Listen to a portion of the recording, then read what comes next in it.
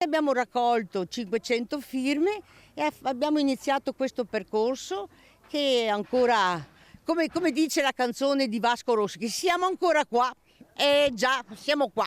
Dopo 2 anni non sappiamo niente. Un anno dopo tornano a protestare i residenti del quartiere Mandri a Padova per chiedere la riapertura del punto prelievi dell'Opera Immacolata Concezione, chiuso nel 2020 durante la pandemia. Un servizio molto utilizzato dai residenti più anziani che in questi anni sono costretti ad andare in altri quartieri o addirittura fuori comune per fare gli esami del sangue. Per il nostro quartiere non avere un punto prelievi è un problema molto grosso, perché le persone che non hanno la macchina, e ce ne sono persone anziane così, devono recarsi o a Abano o fuori a Padova, e questo crea dei disagi notevoli. Inizialmente i residenti avevano avuto una rassicurazione dalla regione. Entro settembre 2025 ci sarebbe stata la riapertura del punto prelievi, ma nulla ancora si è mosso, niente è cambiato, con buona pace di questi anziani che si vedono costretti ad elemosinare passaggi in auto. Devo sempre chiedere a qualcuno che mi porti, perché io ho 2 figlie, una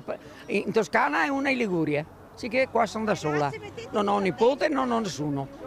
Devo sempre chiedere a qualcuno che mi porti perché ho avuto tumore al seno. La gente a una certa età non ha più la patente e deve rivolgersi a estranei se non ha i figli, e quindi deve uscire dal quartiere anche per piccoli prelievi. Da qui la decisione di tornare a protestare in 50 agguerriti con cartelli e megafoni per rivendicare il loro diritto alla salute.